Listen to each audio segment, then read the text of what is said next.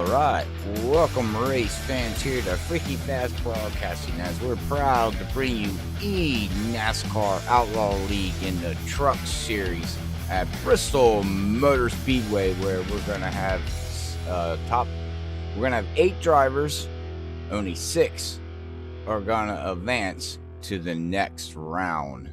So stay tuned for that and see who we're going to have that's going to be able to punch away and keep it going in the playoffs here to try to be win a championship here with NASCAR Outlaw League as they take on this Bristol Motor Speedway. One of the toughest tracks out there as short track racing, if you ask me.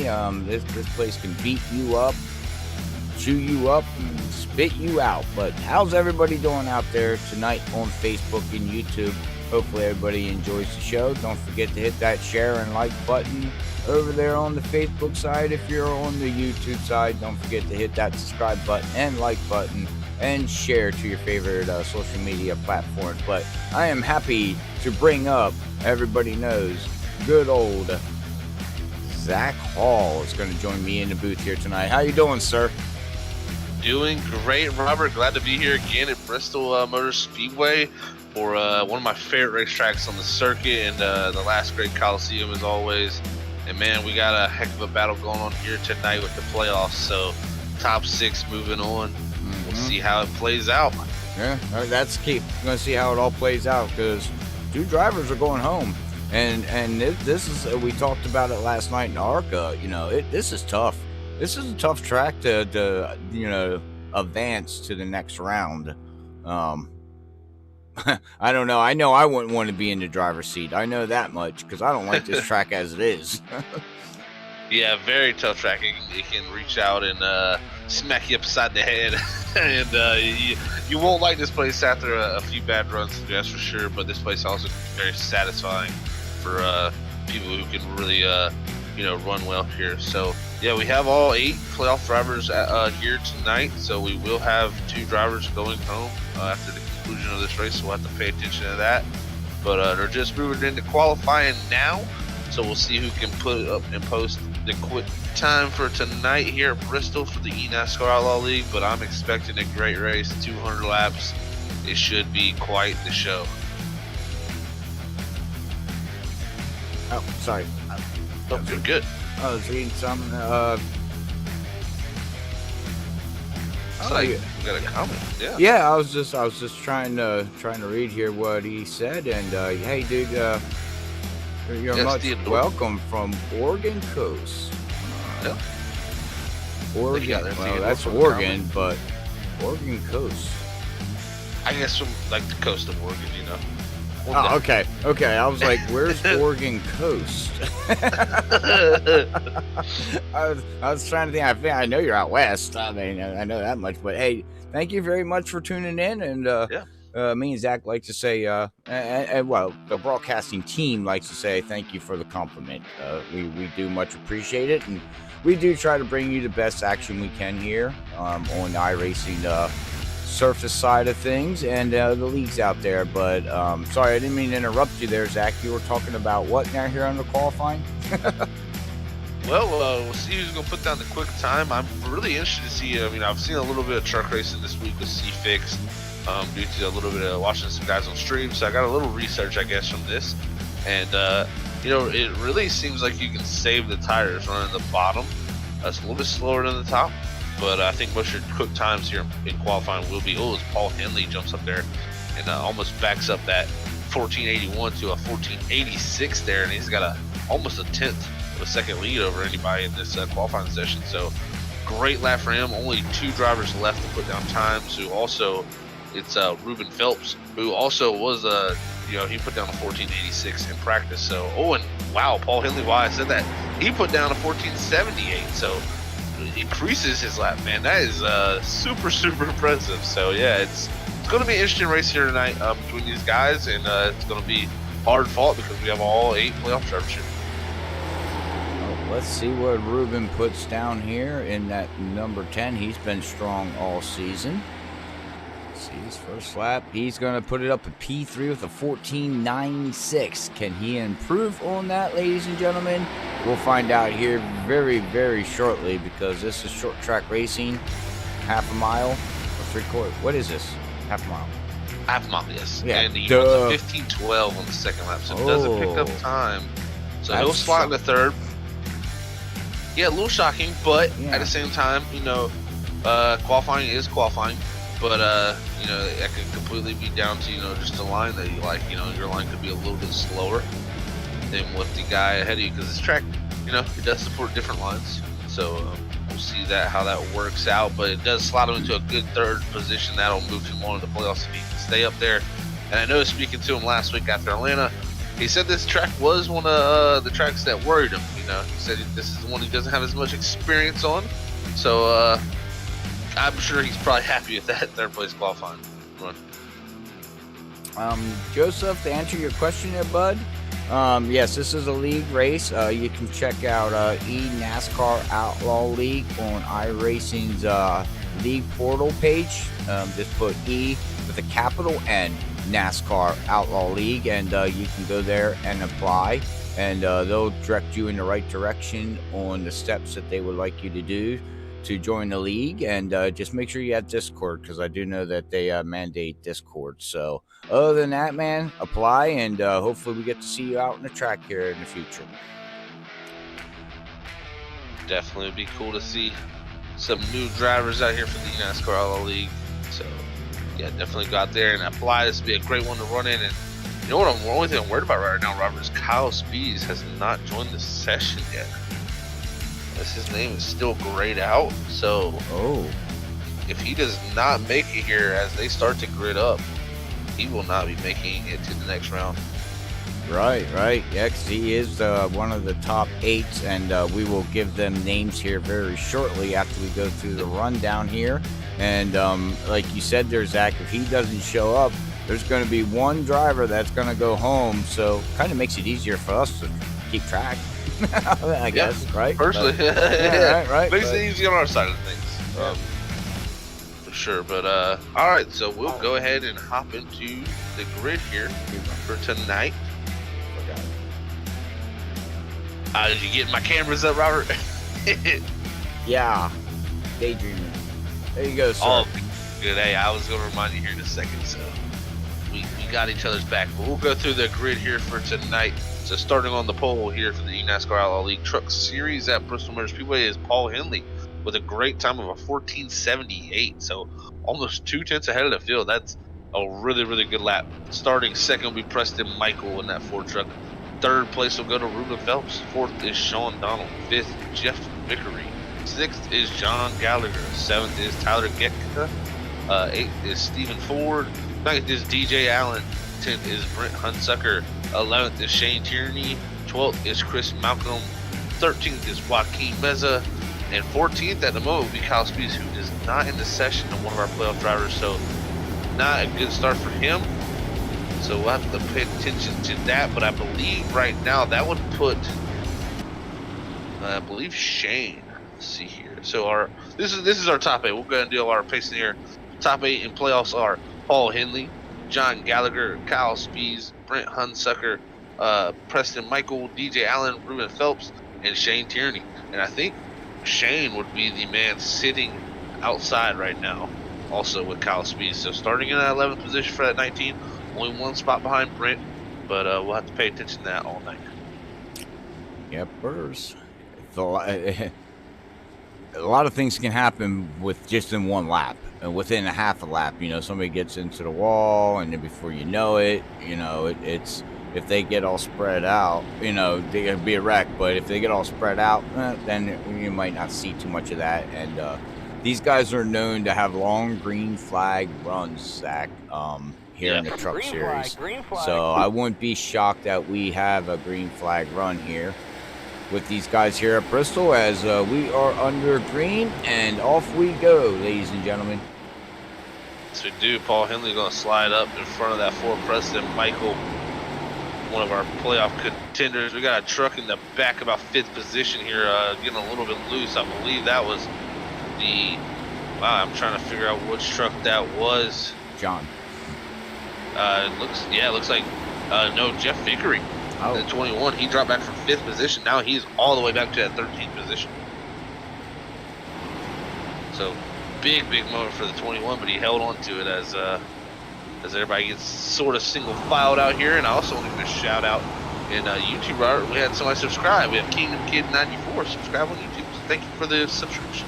Oh yes, thank you very much. We do much appreciate that. Yes, we do. Thank you for everybody tuning in here tonight for the NASCAR Outlaw League as we're looking here at Jeff Vickery running in that 13th position now, back up to Preston Michael up in second. He's got a little pressure from the 11 of Sean Donald here early in this race, with Ruben Phelps right in tow in that 10 machine there sitting in 4th. Seeing in practice and what I was watching, I think Paul has the strong truck here tonight. I believe he's going to be the one to beat, but I would not put any money out on Ruben here in that 10. He's the type of driver that sits back, relaxes, just races, and then, towards the end of the race, he comes as a head of steam, and you're like, okay, he's all of a sudden picked up the pace. Yeah, definitely going to be interesting to watch. Paul Henley last night in the ARCA series, he even looked super strong. Even though he finished second, he led by far the most laps last night and looked really strong. He actually said Bristol coming into it wasn't one of the tracks he expected to do as well. So it seems like he's got something figured out here now, as he's about a second lead back to our second place man of Sean Donald in that 11, as we're looking at Ruben Phelps. He's in front of John Gallagher in the 50, and right now our top 5 is 4 playoff drivers. The only driver not in the playoffs is up here, Sean Donald, there in that second position. So early here, often starting to spread out definitely a little bit. That's what you're going to see that as the tires start to wear. And back here we actually do have a battle with the 22 of Stephen Ford on the outside. He's got Brent Hunsucker, who is a playoff contender there in that Chrome 2 on the bottom, trying to get by him for that 6th position, or that 7th position. He does. Oh, but that lets DJ Allen get up into the wall behind in that purple 37. Wow. Good job saving it, though. That could have been way more catastrophic. He hit that wall hard. Really did. Think it wasn't the ARCA cars, because it would have ripped the front end off. Yeah, the right front tire probably would have launched to the moon. Probably. Those things fall apart very easily, that's for sure. We've seen that last night. Now we're looking at Tyler here in the 6th position. He's one of our playoff contenders. No, he's not. I'm speaking crazy. Yeah, he didn't make it last week after Atlanta. That's right. He was battling it, but it came down to the end of the race, and unfortunately he did not advance to the next round. Now, after tonight, we're going to have, let me look at the schedule so I say it right. Find it.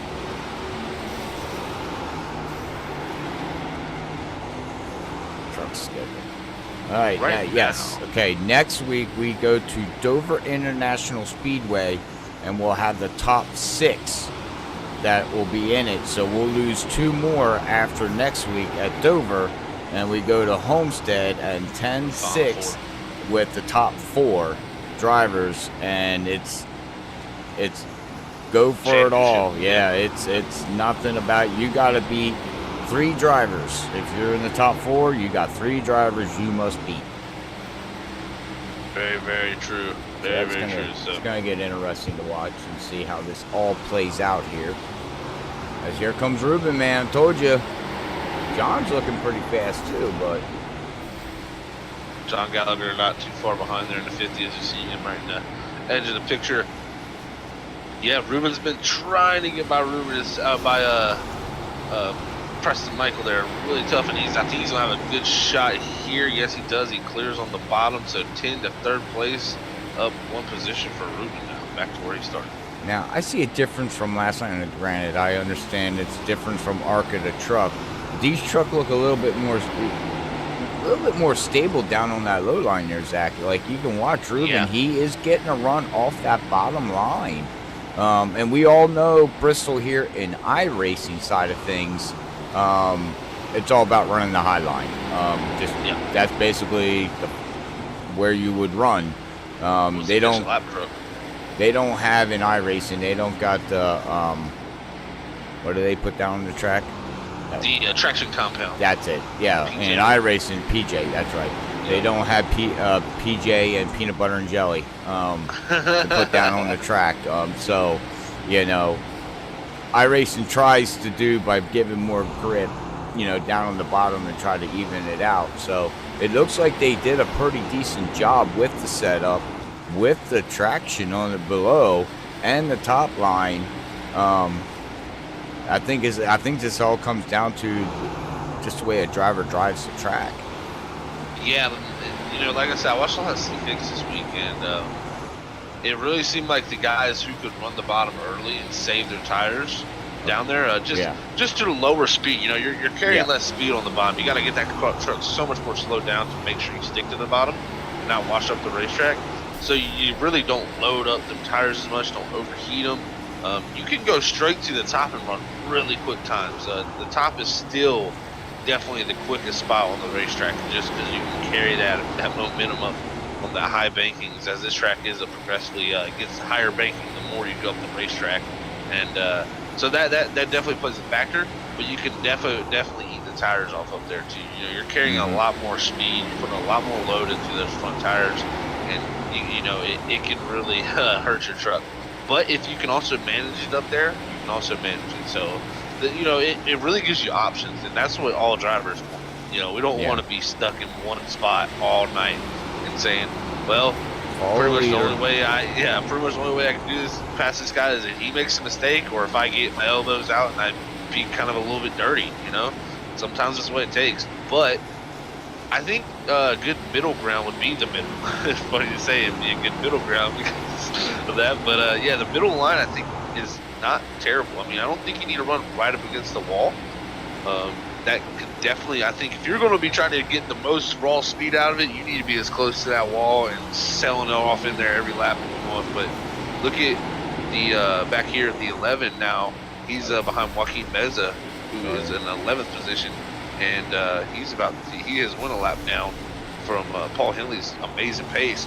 But look, here comes Ruben Phelps behind him. Ruben is really flying right now, and I put that down to him running the bottom earlier. He probably has better tire wear as the 11 Sean Donald gets into that wall.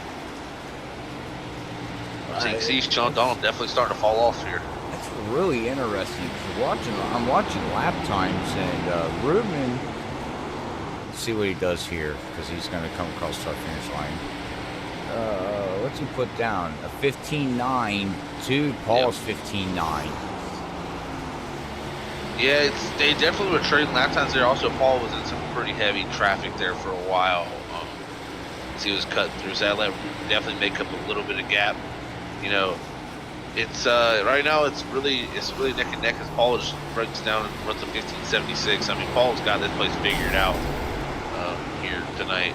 As you can see, Ruben trying to work over Joaquin here at the 42 and make the pass. That's the thing, you can be good on the top, but catching these lap bars, you're going to have to be good on the bottom to make a clean pass. Yeah, and that's the other thing, you know, here with Bristol, half mile, you catch lap traffic like that. Within 20 laps, you are on top of somebody, you know, and then you got to deal with that and work around that and navigate through the field without getting wrecked. Wow. Somebody just smacked the wall hard again. Yeah, at 37. Yeah, you got DJ Allen. Yeah, he's right now he is in the spot looking out for the playoffs. Yeah, as this race say, he's a playoff driver. Yeah, and that Crown Royal machine just having a little trouble here tonight. So him and Kyle Speeds right now would be the two drivers going home at the moment. Kyle Speeds is automatically going home. Yeah, he's already 37 laps in this race. Yeah. He's not made a lap. Ruben's having a little bit of trouble here getting by him. I think he's being very, very cautious as he sees the 37 get into the wall. You don't want to see that 37 get into that wall, bounce off the wall, and you know, have a huge issue for the 10 as they come from lap traffic here. The 19 to Shane. That's going to be a battle between the 37 and 19 for last transfer spot. Ruben says, beep, beep, move, coming through, Hot Wheels. Yeah, luckily he was able to make his way through here. Now a 6-second, almost 7-second gap here for Paul. He at this rate, Robert, I mean, I don't want to say if we don't get any type of caution or anything at this rate, he may lap the field. That's what I was thinking, and I didn't want to say that. Which, I mean, it does. That a lot of that comes down to getting through lap traffic, and I think Paul just did a really good job of it. He caught the cars individually, and Ruben had to lift a lot due to that stuff. We'll have to see once they get some clear racetrack here what we can put down lap time wise compared to Paul. Yes, not too different lap time wise, 16:38 to a 16:43 or 45 for Ruben. So definitely still a little slower. But really, Ruben's just focused on, I think, getting to Homestead. I mean, he said coming in tonight, this is not one of his best tracks. Yeah. So, yeah, he was watching the stream last night, and he was trying to take pointers and tips from the broadcast so he knew what to bring in tonight just to finish. And that's the thing. I mean, there's one driver that's already going home. There's another driver that's going to go home. So if I was out there racing, I would look and see who's where and what, which right now would be 11th position. DJ Allen would be the one going home. Everybody in front, I would just run my race. I would just make sure I keep everybody where they need to be. Definitely. And that was, you watching Paul Henley, he just lapped John Gallagher, the 50. Put him a lap down. Sorry, I think that'll be Chris Malcolm in the 41. He just passed there for his third lap down. This will be the first lap down here for Jeff Vickery as he's looking to get by that gray 21. Now each truck he catches next is going to be tougher and tougher to lap. I just see he's having a little bit of trouble here lapping the 21. And that's going to help Ruben a little bit. Even though Ruben's got a pretty large gap behind, up to him, it'll still help him. We'll have to see how that all plays out. Yeah, he still hasn't got by his 21. It gets tougher and tougher each lap truck and catch, and they're coming up on the 22, I believe, Stephen Ford. Yeah. They were going to lap. So, yeah, you know, Jeff Riggery's trying to get by him. Preston or Paul is trying to get by Jeff. It's one of the things. So. Now, if you're a Ruben, would you be praying for a yellow so you can catch Paul, or if not, what would you do if you're a Ruben? Yeah. I mean, if he wants to win this race, personally, he's going to need yellow. Right. I mean, there's a lot of time to go. Like lap traffic can cause a lot. But if you see the leader coming to you, would you duck in the pit road? They only got 2 sets of tires in pit road for tonight's race, so. Yeah, I don't. The 21 Whoa. gets into the quarter panel. Yeah, see, that's what I'm talking about. Anything can happen in lap traffic. And these guys trying to hold the leader off could definitely make a mistake, and you never know as a leader you can end up, Looks like Paul's got damage from that, Zach. Yeah, he got a little bit on the right rear. He definitely did get a little right rear damage. I don't think it's gonna hurt him. Yeah, you can see it right. That's not gonna do nothing. Right. Yeah, it's not gonna hurt him at all, and he'll be Bristol, all right. Baby. Still, you can have the back end off and still go fast. Well, personally, in the real Cup Series, if you can lose that rear end bumper cover right there, you go way faster at this track. The way the bumper cover is, like, it really doesn't help the car aerodynamically. You actually gain downforce by losing that bumper cover. So Rip it off. I know that Kyle Busch has had an incident here before where he had that bumper cover tore up, and that car was ridiculous. I think it was a Skittles car. I think it was freaking Skittles on fire around this track because everything was flying, man. Yeah. I'm telling you, it'll really help you. But yeah, that damage he's got there on that right rear, not again, it's now Bristol. It's brought it up to an 8-second gap, and like you said, it's Bristol, baby. Yeah. Before you know it, the blink of an eye, this race is going to be in about halfway already. Half mile, 14 seconds. They're around running 16, 17-second lap times. It's going to go by fast. I'm questioning when these guys pit because I don't think they're going to be able to make it on a one stop here. I don't see them be able to go 100 laps with a 60% limit. It might be possible. It might be. I know you could go. See, this is where Paul's in trouble though, right here.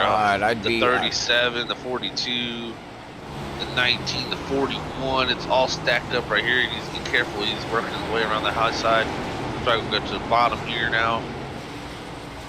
And see, this ain't gonna be the first time that he gets in lap traffic like this. You know. It's gonna be all night. Right, and man, and that's the thing. You can't back down and slow down and just ride with the lap traffic, because then Ruben will catch you faster than what you think. You know what I mean? So.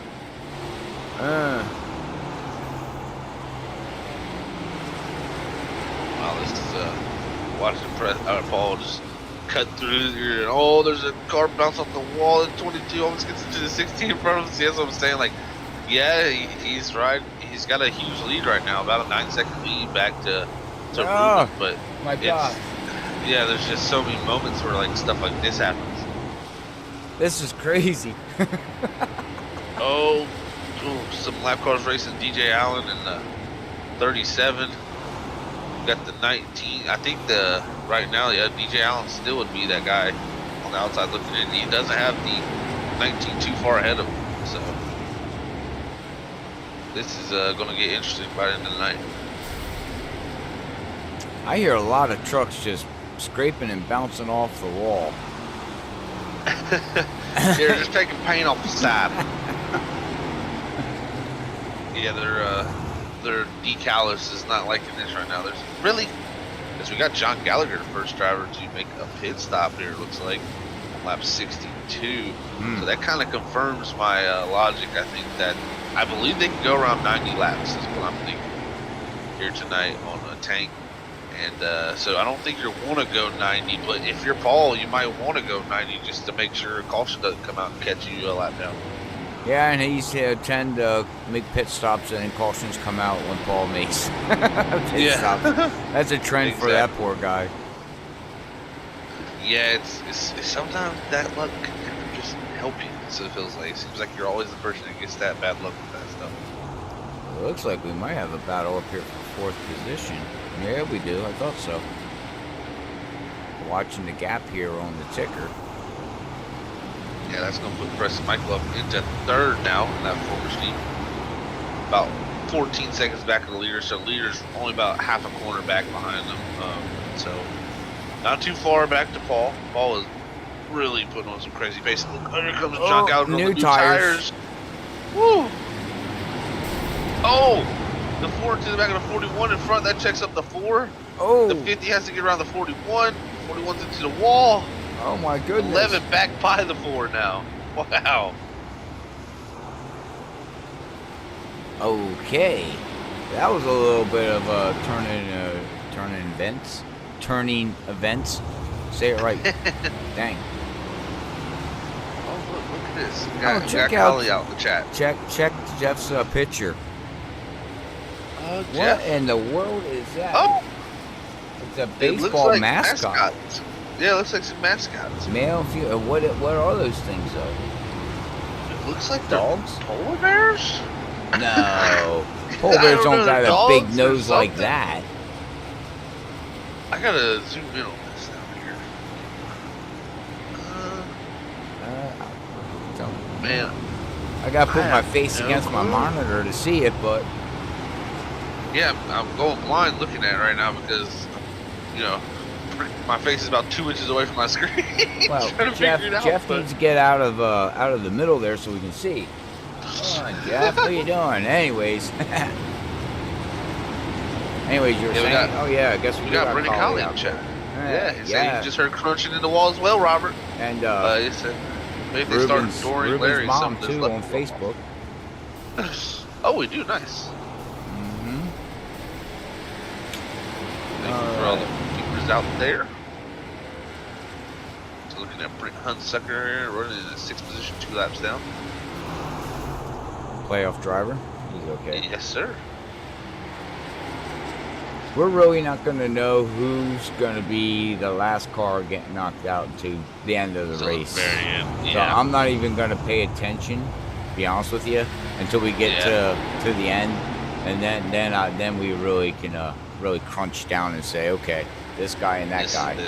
Yeah. Because right now it's going to change. I mean, we got cars 6 laps down, 5 laps down, 3 laps down, 2 laps down, 1 lap down, and we only have a total of 3 vehicles on the lead lap. And Preston is about ready to go a lap down, and that's only going to leave Ruben 11 seconds behind. So very, very, very interesting. You know, what's going on here is, man, I tell you what, Paul Henley is out here clicking off lap times, man. Still. I wonder if he's listening to music going, He's listening to classical music. No, he's listening to the Backstreet Boys. I want it this way. Tell me how to win. Oh, you're bad. You're just bad. Well, if anything, you're talking about pit stops here, Zach. Another 11 laps. Yeah, you would think somewhere around there. Unless they can make it to 100, I doubt it. I doubt 100. You know that you know that's pushing it on fuel, especially at a 60% load. I know you can usually do around 180 laps on a full tank, so it may be close though. I don't know. But I mean, if you go 180, 60%, you know, you get that extra 10%. That very well could be the margin you need as the cone's flying out in front of Paul. Wow. Oh, looks like I believe the 11's coming down the pit road here. Now, why would these guys be pitting earlier? Preston, Michael, 11, Sean Don. See, that's what makes you think they can't make it to 100, you know? That's the only reason. But we'll have to see when Paul pits. Paul's going to be the key to that. Oh, yeah. Yeah, I mean, he's at that point now in the race. He's out all by himself. No one contesting him. He's about ready to catch Phelps. Ruben. He's in the hornet's nest behind him. That's Ruben? Where all the cars are at. Oh, okay. We'll go back here to Ruben as we got two John Hot Gallagher. Wheels. Yeah, right back here. Yeah, that's passing 22 to 50s on new tires. There is a whole gaggle of trucks back here. And that's what's going to get interesting. You get a few of these guys out on new tires. They're going to be almost running people over. John Gallagher gets in the back bumper to 10 almost. You're going to see Ruben dive down to the bottom. Oh, somebody's pitting. He's pitting. The 22. Ooh. I don't know if Ruben called that out. I would imagine Ruben called that pit stop out because I don't think he's the type of driver not to. I have no clue what the 22 was doing. Yeah, that's not too bad damage. But luckily, it didn't get spun out. So you're 85 laps we're looking at because Paul just pitted too, Zach. They pitted on lap 84, yep. So. Yep. Yeah, so around that margin, that's interesting to see. So. Hey Ruben, get that back end hit a little bit more so that piece falls off. It'll be faster. Maybe then you can catch Paul. You know, the only thing I could... Oh, no, Paul just wrecked! Whoa! We have a yellow. New tires? Wow. Watch this. It's contact between the 4 and the... looks like the 37 bounced off the wall. Okay. Well, DJ Allen. Here we go with Paul. He's just exiting out of pit road. Blue line coming out. Going down into turn 3 and 4. Looking pretty good. This is all going to happen up here in turn 1 and 2, everybody. I believe somewhere around this area. Yeah, he lost, yeah. And he tried to slow it down. And whoa. Yeah, the 37 gets to the wall. He gets to the 4. Wow. The 4 blows his engine, I believe, too. That's a playoff driver. Yeah, Preston Michael. Having the tow. Welcome to Bristol, baby. Yeah, like I said, this place can reach up and bite you at any point, man. It does not discriminate on drivers, that's for sure. No, I hate this track. It could be anybody. It could be the guy running last. It could be the guy running first. Stuff happens so fast here, and that's what you see. Now Paul's gonna come down. And look at all the rubber thrown around, all the way down on pit road there, Zach. Entering pit road, rubber on the top of the track. It's kind of just a cool effect that iRacing gives us. I don't think it really does.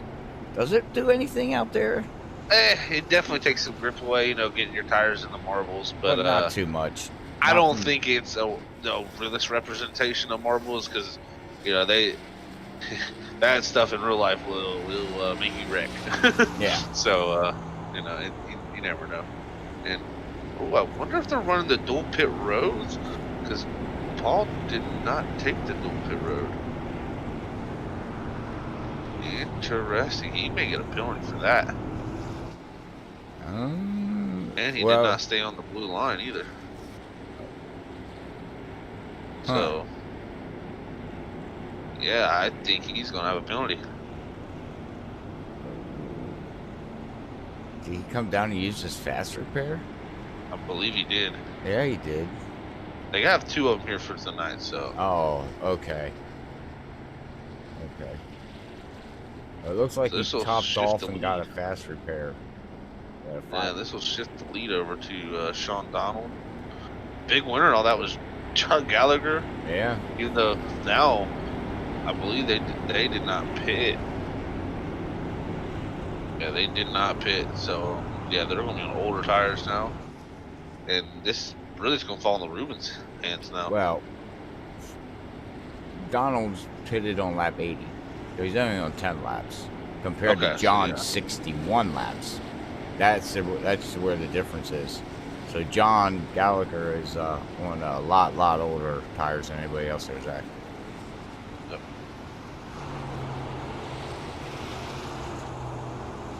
It'll be interesting to see how those tires play off. Like take off here, Joaquin Meza up in the 3rd.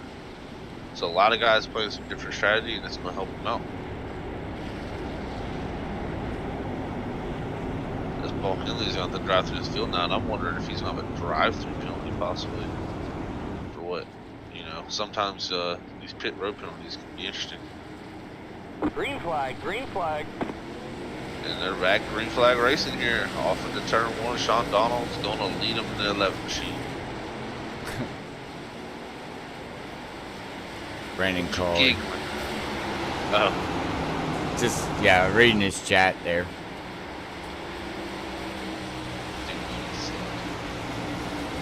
I think it's the metal blurring in the headset. Yeah, with Joseph and Mark I can only imagine. Trust me, I got one on my team too. His name's Cedric. That's right now the battle for second with John Gallagher and Phelps. John's holding on to it pretty nicely on the motor tires.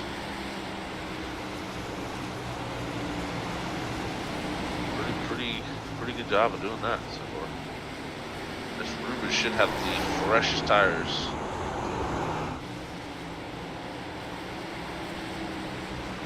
Look at that lap 89.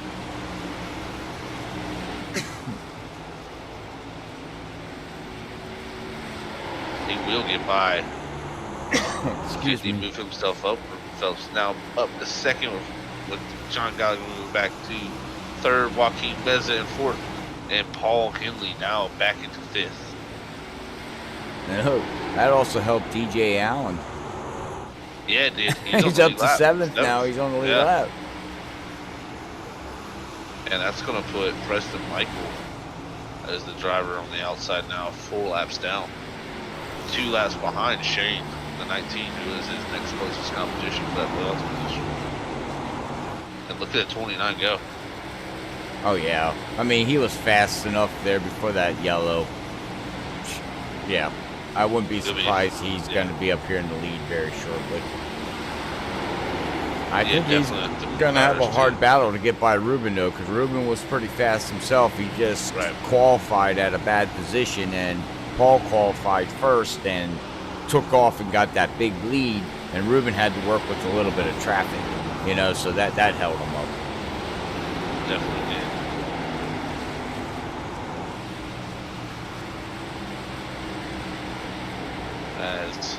We're past the halfway mark. Yes, we are. So they went. Click off like they went 85, I believe. Yeah, 85. So, and so mine is off So they can go to about 100, I'd say between 160 to 175. We'll see pit stops opening back up for their final pit stop. Yeah, my question would be, you want to pit a little early just because you get that undercut, and that's not a lot of laps to make up time. No, it's not. Let's see how that plays out. Looks like they're 29 now. We'll be getting by, moving pretty easily up to second already. Wow, they made that pass look pretty easy, man. Let's look at these guys go. Jeff Pickering at 21 on the inside of Preston Mike on the 4.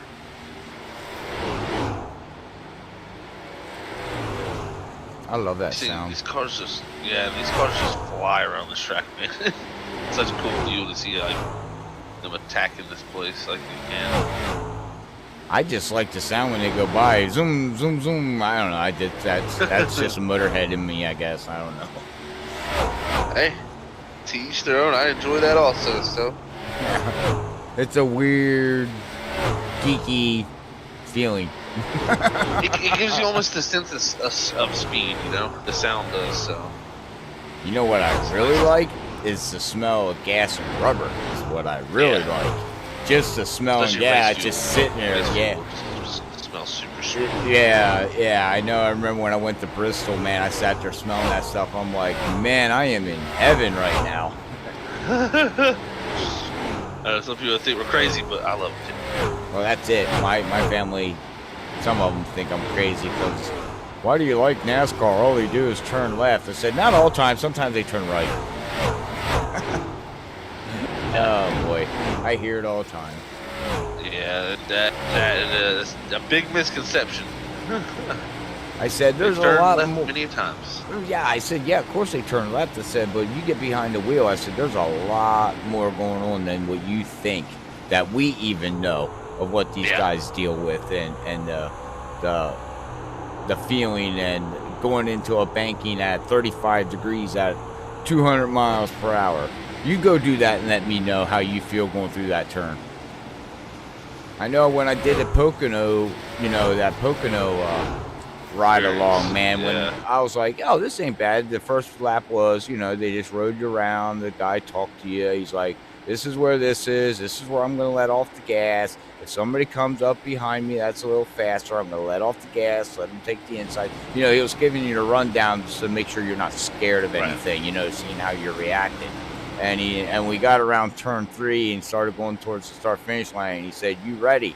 Right before pit road entrance. And I said, beep, yeah. And he said, good. And man, dude, he downshifted and off we went. And we got down there about 160 miles per hour in a turn. And yeah, now I know what NASCAR goes through. Guys that race. Oh my God, the G-forces. The G-forces, Zach. I can't explain it. You got to go do it, man. It just sucks you so hard that you're like, oh, yeah, I can move. No, dude, you're not moving. You're stuck in that seat. And it's like, wow, these guys do this for 180 laps, 200, 300. You know what I mean? And you don't think about it. It's like, wow. Yeah, and, the only thing I can compare that feeling to is I've done a lot of, ATV, racing on the motocross track. And, jumping triples and stuff like that, going 20 foot in there and landing hard. I mean, most of that is vertical G's, not linear or horizontal G's, I guess you could say, left to right. But even when you hit a berm or something, and you can feel the weight, the gravity as Paul Henley now passed Sean Donald Silver fellas, but you can feel the gravity shift and just the weight, how much weight is put onto your body. It's immense. It really is. So I can only imagine being in a race car going 150, 160 mile an hour through a corner. Yeah, exactly. I mean, I've never done it. I rode dirt bikes and things like that, but people watch them jump over hills and like, oh, all they're doing is just jumping over a hill 20 feet in the air, like you said. Yeah, you go do that and you're 20 feet in the air, it's come down pretty hard. Yeah, it's a difference because your brain don't think like that. Then you're you literally are you're feeling it. And you're like, oh, some people say, oh shit, and some people are like, oh crap, and some people are like, man, this better not hurt, and other are like, oh, this is fun. Whee! This is And they awesome, land. yeah. You know, and it's no big deal to them. Yeah, it's definitely awesome. And you know, another thing that you don't experience in the sim here is like the G-forces also. Yeah. Is the heat. Yeah.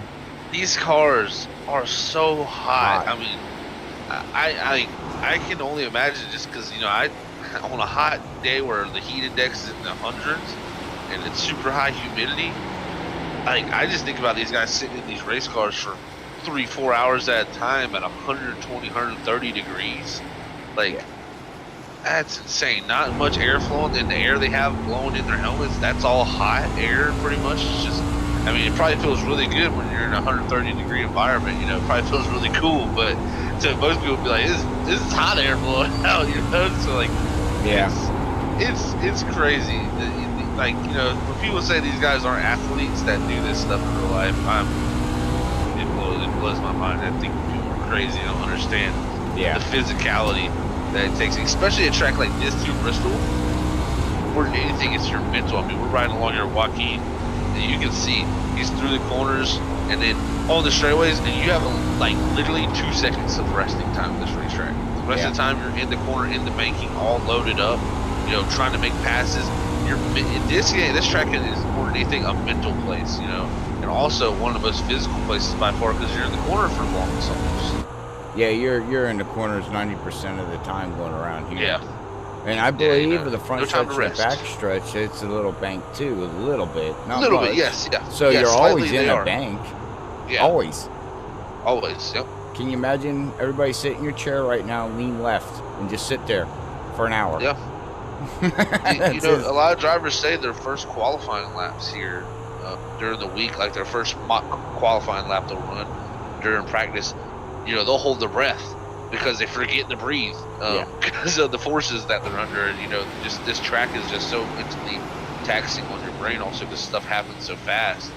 And you know, this track you may only go, like tonight they're hitting up to 130 mile an hour going down to about 100, you know, 10, 105 mile an hour through the center. Yeah, you may only be going that quick, and that's slower than most tracks. But the rate of ground you're carrying here, or rate of like speed you're carrying, you know, compared to like a Martinsville, you're running, you know, almost 14-second laps here on qualifying trim. I mean, you are running 14-second laps here. At Martinsville, you run a 19-second lap. You're like, man, that was a great lap. And that's the same amount of distance, you know. You cover a half a mile very quickly here at Bristol. The average speed is very high, you know. Yeah. Just due to these high bank corners, and you know, we also have the talks of Auto Club being changed into a half mile high bank oval. And that right there that kind of excites me, and it seems like they're going to do a little different than Bristol. It's going to be longer straightaways and shorter corners. As we got a caution. Oh man, don't see nothing, but I think the 21 was off track the last time I seen him. Let's see if that was anything to do with him. I see he's got a damage. I don't know. Let's see if I can find something here. Oh, the 4. Right there it was. Oh, Preston Michael. Yeah. Oh, yeah. He gets some help from DJ Allen, does he? I don't know. Let me find his name here, everybody, and let me see if I can go back and follow him. Oh, yeah. DJ Allen got in the back of him. 2 playoff drivers fighting for a playoff position. Yeah, and it looked a little bit of netcode, too, actually. Good bit of netcode. I think the contact would have most likely still happened as DJ was kind of sliding up the racetrack. But, yeah, definitely initial contact was netcode. Now, that's since Preston Michael around. It looks like Paul's coming in doing his last pit stop. Yep. Yeah, these guys will not have to pit after this, so this is smart. You know, go ahead and come down. So there's Ruben. Looks like Sean Donald decided to stay out, though. I guess he's maybe gambling on one more yellow. Yeah, I mean, he has a fast enough He's got a fast enough truck to at least stay 30 laps on the run to stay in front of the leader until the leader catches you. So he's banking. He's trying to hopefully bank on the yellow within the next 30 laps, give or take. Well, never mind. He stayed out to lead a lap, I guess. I'm not sure why he. Okay. I don't know. He's in pit road. Oh yeah, he comes down now. Yeah. So Jeffrey did not pit. So now he's banking, unless he comes down this time. I ain't saying no. I don't know what he's saying. I just wait. We'll see. I like his car too. It says, "My name's Jeff." Oh, the back bumper. Says what? It's from 22 Jump Street, the movie. Channing Tatum. He goes, "What's this guy's name?" He goes, "My name's Jeff." Oh. And his name's Jeff, so it fits it. Okay. Yeah, if anybody out there has watched 22 Jump Street, they'll get that joke. But it's fun. It's very fun. And the bumpers are getting worn out here at Bristol. Yes, they are, Brandon. You know that very well. You know, this place right here can bite you. That's for sure. The bumpers are usually the first thing to go, and the front bumpers, and the rear bumpers, and the quarter panels, and the tempers, and then next thing you know, guys are out there and modified. I've been there and done that too. That's for sure. That's easy stuff to do, man. This race is clicking off very quickly, I must say, Robert. That it is. I'm interested to see how this playoffs work out too, because now Shane 2 laps down, Preston 4 laps down. 2 laps that Preston needs to make up on Shane. That's gonna be tough to do. Oh, and another storyline is we got Ruben finally going to start here with Paul. We'll see if he can keep up with him, because he's got a fast truck. We know Paul's got a fast truck. Green flag. Let's go. Jeez. I think Ruben forgot to shift. Wow. He may have been in 4th gear. No, that's what happens when you're overseas. You lag back. Sorry, Ruben. Just joking. Sorry, Mom. Yeah, it might have had that was the internet lag. Wrong gear. But yeah, that it's easy to do. You're starting on the bottom, or in that first row is so hard to time when you start leader. Paul was shot out of a cannon, I must say, and wow. Cannon? Yeah, that was. Is that what that's called? I call it boosters. He was gone. He might have talked to Elon Musk to get that SpaceX booster hooked up to the car, and something. Something super heavy. I mean, the minute the game said green, well, with the letter G, he was gone. He didn't even get a chance to say green. Hey, that's great reaction time. Right? Yeah, and Collie says he absolutely hates restarting second for that very reason. I completely agree with you. As a single screen driver too, not a BR or not a triple screen person. Restarting in second is sometimes the worst possible thing. You'd way rather restart in third or fourth, because you can see that leader when they go. But your purpose is just listening. Huh? That's really what I figured out. You would start third or fourth gear here? No, third or fourth position. Oh, I thought you were talking about gear. I'm like, why in the heck would you start in third or fourth gear? Okay. No. No wonder he got. He might have been in third gear very well. He might have been in the wrong gear. Yeah. When he took off. Yeah, but possibility. how slow the car lagged. We have a yellow. Stephen Ford was involved.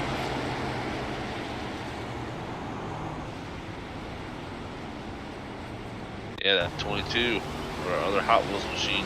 Go back on the replay here.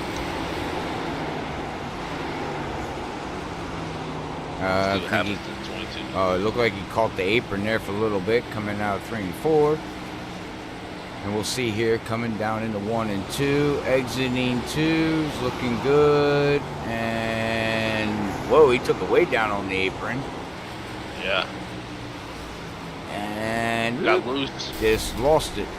And somebody just squeaked by. Wow, I think that was the 41. Chris Malcolm. And look, now he's out killing bugs. Been there and done that too. I wonder now. Let's get a better restart this time, dude. I was going to say, because we're not going to see nobody coming in for pit stops. No, sir, we are There not. ain't no tires left, and you got plenty of fuel. That's for sure. And I'm interested to see how this. It's all over. I mean, Preston Michael now sitting in the 11th position, 4 laps down. Shane in the 19th is 9th. The next closest playoff driver, 2 laps down. Time's running out for Preston. Tell you who time is it running out for? Paul Hindley.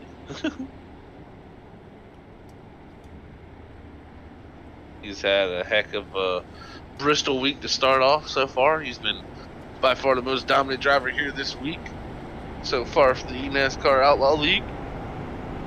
We'll have to see if that can maybe carry him to a victory lane, as it did not last night, but so close it was for him. Mm-hmm. And I'm excited. Tomorrow night we'll get the Cup cars here too, so Oh, yeah. Ooh, that'll be yeah. interesting to watch. Yeah. Those things are a beast around this place. Yeah, and they pack what they pack on Cup night. 20 plus some cars out here. Yep. Oh boy, tempers are gonna be flying. Cars are gonna be beaten up.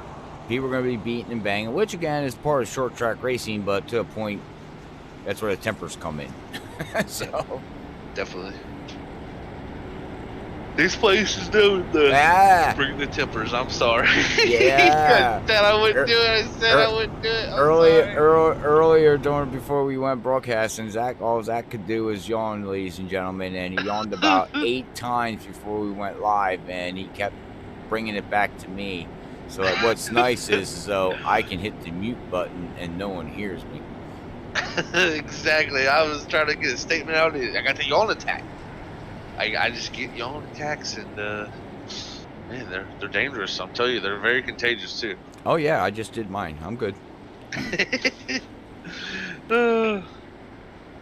It's very, very easily passed from one human being to another. It really is. That is something I've always thought was super weird. You know, when someone yawns and then you yawn, it's like, what? It triggers something in your brain. Yeah, that's for sure. It surely does. I tell you what, that pace car driver, he just triggered a burnout off down the pit road. Green. See, We're about oh, to look see at that Barney. again! What in the Yeah. world is he doing? Yeah, it's like nobody's going. It seems like just Paul's the only guy with the gas pedal out there.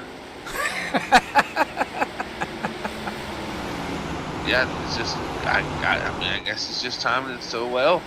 Well, next time we're gonna ride inside somebody if we get another yellow, because Right. I want to know what See what in happens. the world is going on, because you would think you could match it. It's something we'll have to ask in a post race if we get one of these guys up here for a post race interview. Why? What was? How did it? Yeah. Wow. We'll call it that. Yeah. Yeah, I mean that's twice in a row now. He shot out like a bottle rocket. I mean, he's been a bottle rocket all night, so I'm not surprised personally. I hear cars hitting the wall, or trucks. Trucks are smacking the wall. We need to go to Eldora. That would be interesting. I've be pretty never cool. broadcasted I an like that. Eldora race yet in the trucks. As Zach mutes himself because he has to yawn. Might have caught me red-handed there. Uh-oh, hold on a minute. If it wasn't contagious because you didn't hear it. That's not fair. I knew about it. My enzymes got triggered. And Oh my we got some goodness. good insight from Collie. He says Why Paul do might we- be dropping down to first and quickly back to second. That'll be a great jump if he can manage the tires. Very Ah. true. It could be a first gear start for him. I never Sometimes first thought gear of that. launches. Ah. Yeah, sometimes first gear. I mean, matters all about the gearing. What gear was to gonna launch say, in. And, I never tried that before. it's definitely a lot of people do it. I'll put it to you that way. Wow, okay. We have a truck on pit road. Preston Michael. Preston. His night is over. Oh, and that is our he's our next playoff driver gonna be out. Kyle and Preston will not advance to the next round. Yep, not to Dover. DJ survived as he's up in 6th. Well, top 6 survived. Yeah, they have. Well, there's always next Made it year, through. guys. Yep, that's right. There's always another playoff, so just come back with a good attitude, and you never know what might happen to you. Or come back mad and try to beat Yeah. everybody. Yeah, I tried the mad thing. The mad That thing don't didn't work. for me. Don't work so well. Not for me, at least. Maybe certain drivers, some drivers that could be exactly what they need, but not myself. That's for sure. I had to rearrange my attitude, get myself back in perspective, and really get back to work, because that was the only way I was ever going to fix anything. But, man, I love this shot right here on the rear and the nose cam. You just see how fast Bristol is. Oh, yeah. As everybody's got the cameras going, light bulbs. Flashing. See if we can find a battle here. I just like looking at the flashing. Well, the cameras. Check out those cameras. Yeah, they go. Just look at them go off. Photo finish, like last night. Yeah, that was crazy. That finished last night. If you haven't seen that, ladies and gentlemen, definitely go back and check that one out. Yeah, that was crazy. Oh, it's 42. Got into the wall. He tried to ram it. Ram it, get it? Yeah. I got it. Okay, that's all. Did chat get it? I don't see no reactions. I don't see nothing. Come on, guys. Robert is a clown. Let's be real. Yeah, I'm not behind the scenes right now doing nothing. No, wait. When I am behind the scenes, I'm doing something. Oh, look, here they come. Whoa. Oh, they're flying in. Wow. Oh, is Cedric Hunter out there? Somebody's cat ran over the keyboard again.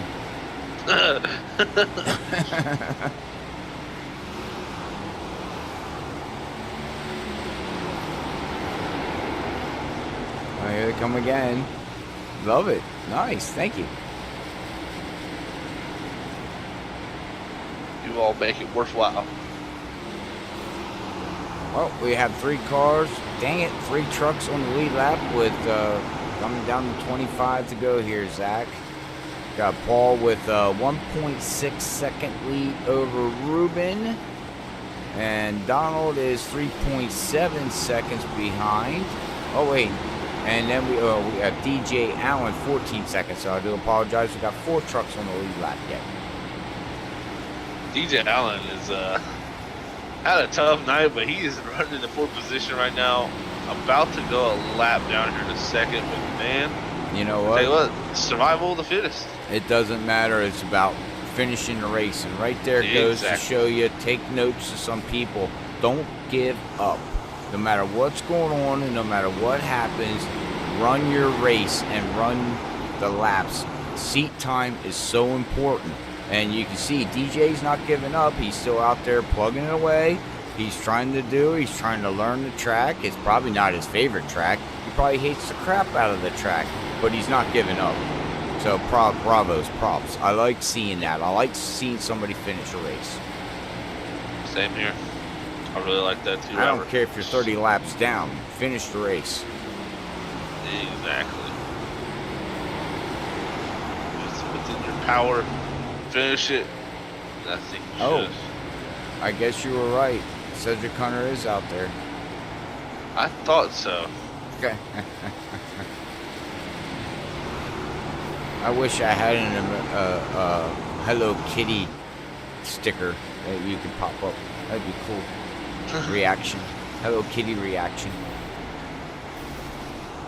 He's gotta go do homework now. He says. Homework? Better get on it, Cedric. Call your teacher and tell him. the heck's he going to homework for? He's not a kid. He's not in school yet, is he? He's going to college.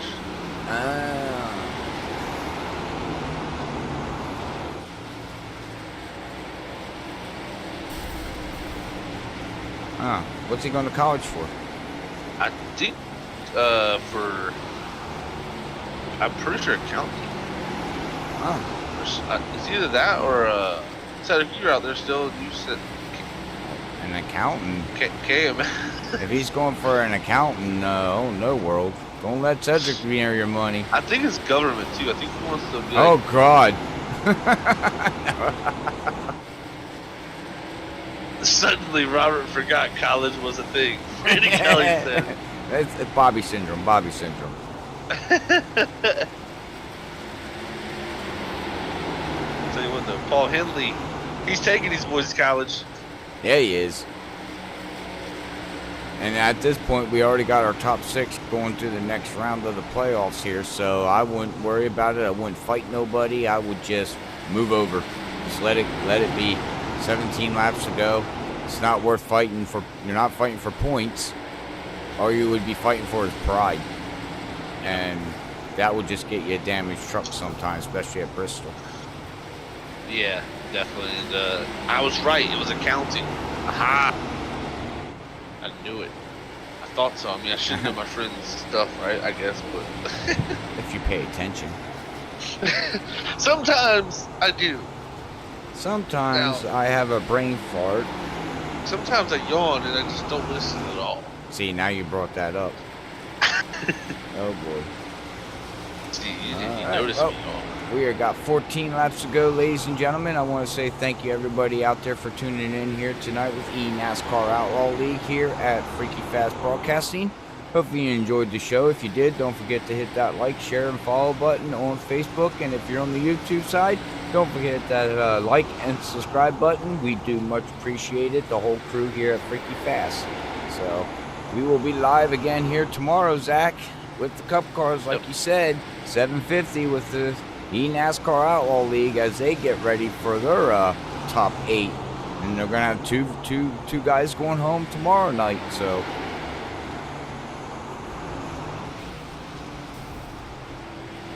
Yeah, this is going to be interesting too. Is 3 seconds back to Ruben from Paul. So, yeah, we're clicking off laps here. We're getting ready to be 10 to go here next time by. If anything happens to Paul, though, Ruben is still within striking distance. Yeah. And the only way anything that's going to happen there is if he would get in lap traffic. Yeah, I might have to look and see. I don't think he's near Pretty anybody. sure he's got a pretty clear track. He's got 3 cars ahead of him. We've got Joaquin Beza. He's Okay. also got Brent Hunsucker, Chris Malcolm, and then Jeff Baker. Oh, right here. Yep, we were just watching Joaquin. And he's going to stay low, and he's going to let Preston on by. Good job, gentlemen. That's awesome. And now he's coming up onto the 41 of Chris. Chris is going to let him go by. Now he's going to catch Brent, playoff driver. That's okay. Brent will take you on at Dover next week there, Paul. Yeah, that's the thing. You live to fight another day for these guys. Yep. Because John Gallagher's the last guy on the edge there in that ninth position of the playoffs. And so is Shane there in 8th. So they will be moving on to Dover to have a shot to go to Homestead and win a championship. In 2 weeks, we round out the season in the ARCA Trucks and Cup here at eNASCAR. So the countdown has begun. Yes, it has, that's for sure. We're under 5 laps to go. Hey, Ruben, can you put a Freaky Fast sticker on that truck, please? That'd be nice. Thank you, sir.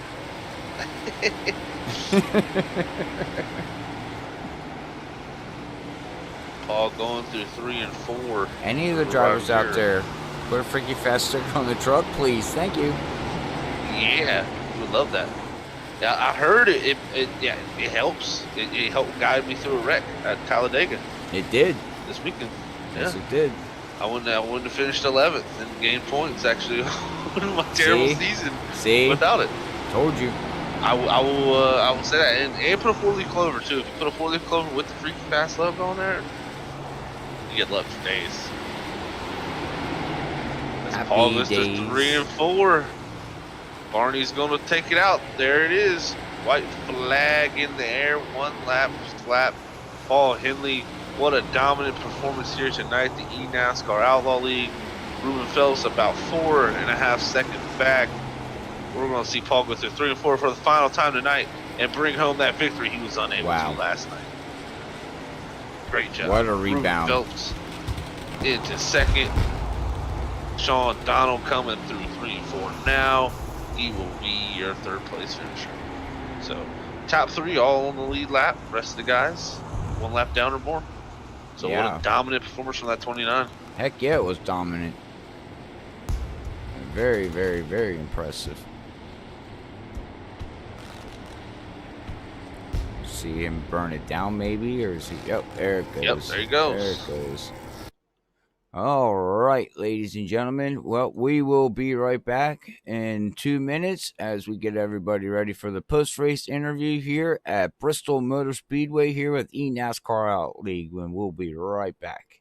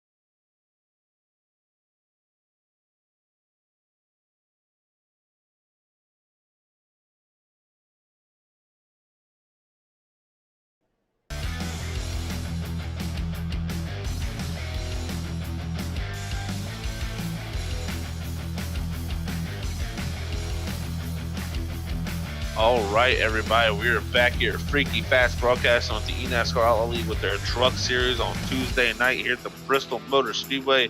We have our top 2 finishers here from tonight, and we're going to get a quick talk in here with these fine gentlemen as we will get to hear what their thoughts on tonight's race were. So we'll go ahead and get a talk in here with Ruben Phelps, our 2nd place finisher here in the number 10 Hot Wheels machine. Hey Ruben, it's Zach in the booth, man. You got a copy? I sure do. Hey man, well, great race for you tonight, bringing her home in 2nd. You're going to move on to the next round of the playoffs, to that top 6 to go to Dover. First off, before we go and talk about the playoffs, how did Bristol Motor Speedway treat you tonight, Ruben? Well, I made it. That's the important part, but I had a bit of a struggle. But luckily, I sort of played it smart and I wasn't really exactly happy with the truck tonight, but played it safe. I seemed to be the 2nd quickest after the long run, which made a difference.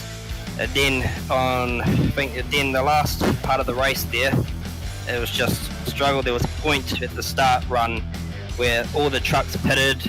I got stuck in a whole pack of trucks, and I had no choice but to pit because of the surroundings I was in, and I called the pits, but I may have pushed the wrong button, and someone hit me as I was going in the pits. Then, of course, while I was in the pits, there was a caution. But near the end of that race, so I made a balls up around lap 137 on one of those cautions there, where I thought I had my tyres turned off, but I got them changed. So I ended up to do the last 60-odd laps on a fresh set. But luckily, the cautions sort of had a bit of a worry in those last few cautions near the end. But thankfully, it went green near those last 45, 50 laps there. Yeah, definitely. Yeah, we caught that live there, that pit stop. You were definitely in a gaggle of race trucks there, right in the middle of everything. It's a good job by you trying to get down the pit road, and unfortunately, at least you didn't get spun out there. That was the big thing. You did get a little damage, but nothing too heavy. So you're able to get her slowed down and woed down, no penalties. And like you said, the cautions would come out, and yeah, man, you played it pretty well on that. Like I was telling Robert, you really had the second place speed pretty much all night, and I really feel like you did a great job of putting yourself in that playoff position, not making too many mistakes with as many lap trucks and stuff were out there. So you go on to Dover next week to try to get to Homestead in that Final Four to get a shot at that championship. How are you feeling about Dover next week, man? Let's say I would rather have Dover than Bristol. So in a way, I'm happier than I'm at Dover, but still got a bit of practice there. But I'm pretty happy to get in there. Should be pretty happy to get to that next stage, but we'll see how it goes. It plays out. Awesome, Ruben. I'm sure you'll put on a show for us, man, as always, in that number 10. Congrats on that second place finish here tonight. Before we let you go, as always, anybody wants to send a shout out? We'll be watching, so hi Mum, and it's happy birthday Mum too, so it's your birthday today, so happy birthday. Awesome. Happy birthday, Mom. Awesome job, though, Ruben. And it was great talking with you, buddy. And we will talk to you next week here in Dover. All right. That was Ruben Phillips. I'm sorry, Robert. I did your job accidentally. I kind of forgot, but muscle memory. But yes, great run here by Ruben Phillips tonight, guys. The 10 truck.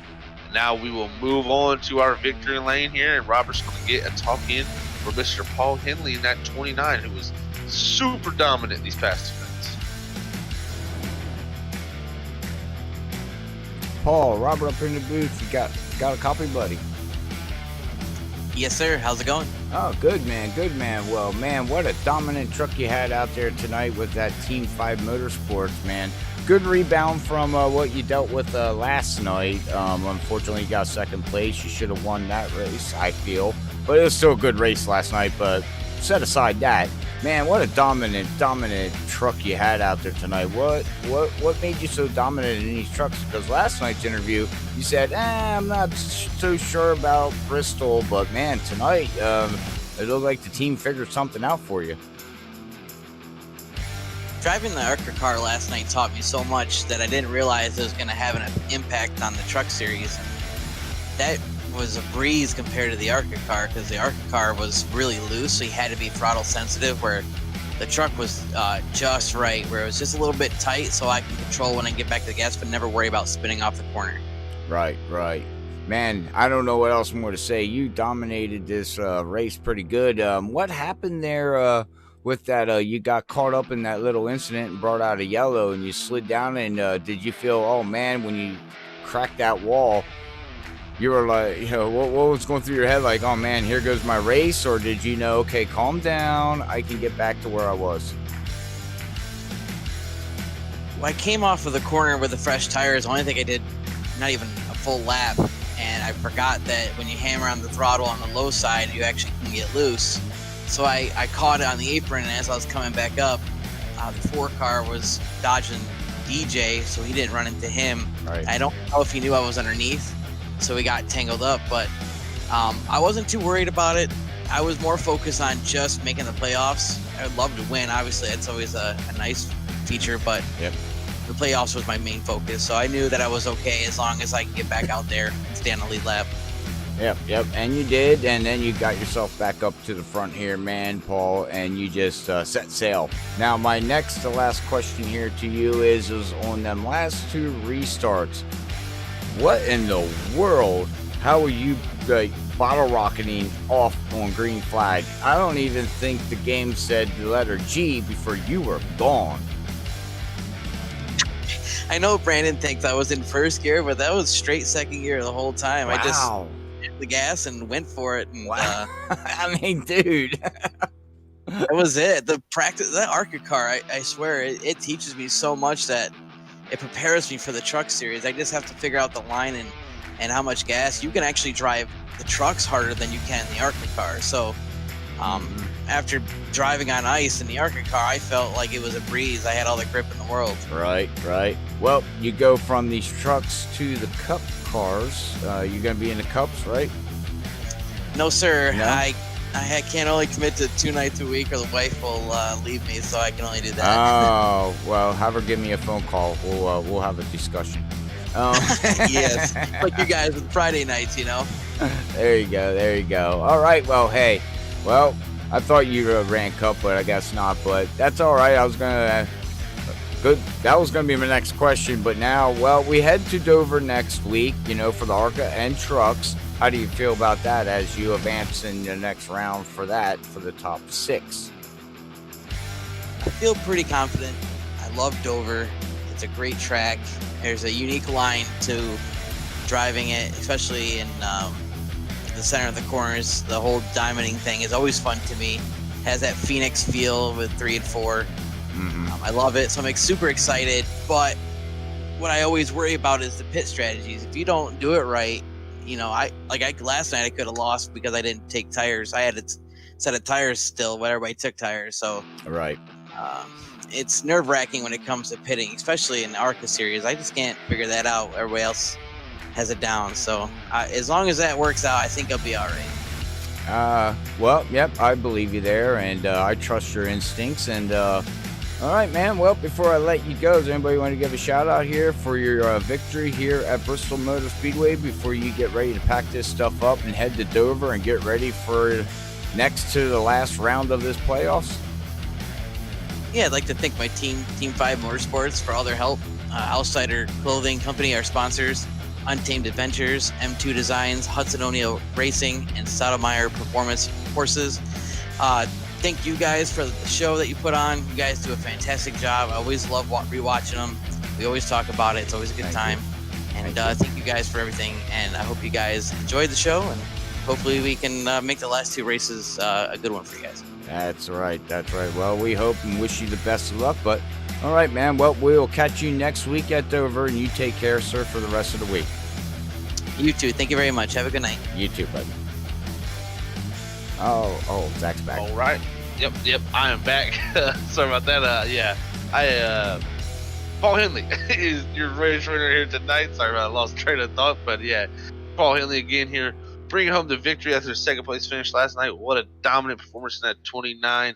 Congrats to him. And man, oh man, what a race we had here tonight, Robert. I'm excited for Dover next week for these trucks and ARCA. But first, we got to get Bristol in the Cup Series done for tomorrow. And man, oh man, what a battle that's. Yeah, that's definitely going to be a battle. And my big thing of taking away from the ARCA and the trucks so far that I've seen, there's a couple drivers out there that are going to be strong. But right now, I think that we just interviewed him. I think Paul, his team's on something right now. He's pretty fast. He seems pretty good there in the ARCA cars. He's pretty fast in the trucks. We got Ruben. I think is going to battle him pretty good here in the next 2 weeks. And then over on the ARCA side, we got a lot of drivers over there that can battle Paul for the win and possibly be the spoiler and take his champion from him. Stay tuned. There's a lot that can happen here in the next 2 weeks, ladies and gentlemen, and it's gonna, as we get closer to the last race at Homestead, it's gonna come crunch time, and people are gonna start really pushing for that one position. It's gonna count, and it's gonna mean a lot when that one position could make it or break it for you for your whole season that you worked up to today. So, you know what I mean? Or next week or the following week. So stay tuned, please. Don't forget to hit that subscribe button and like button there over on the YouTube side. Share with your friends and family. We will run through the final results here very shortly. But if you're on the YouTube side of things, again, don't forget to hit that like, share, and subscribe button. But all right, Zach, here's our final results here tonight with eNASCAR Out League at Bristol Motor Speedway. Yes, sir. Here they are. Bringing home the victory tonight is Mr. Paul Henley in that first position. 2nd place goes to Ruben Phelps. 3rd is Sean Donald. 4th, E.J. Allen. 5th goes to Jeff Vickery. 6th is Brent Hunsucker. 7th is Shane Tierney. 8th is Joaquin Meza. John Gallagher will bring it home in the 9th position tonight. Tyler Gatka is 10th. Steven Ford is 11th. Chris Malcolm in the 41 will bring him in 12th. And your 2 drivers getting eliminated from the playoffs tonight, unfortunately, will be in 13th. It's Preston Michael and Kyle Spees, who did not start tonight in 14th position. All right, that is your unofficial results, ladies and gentlemen. Again, thank you everybody for tuning in. You know what to do. But me and Zach from Bristol Motor Speedway, we like to say, God bless everybody. Love yous all. Peace out. Later, everybody.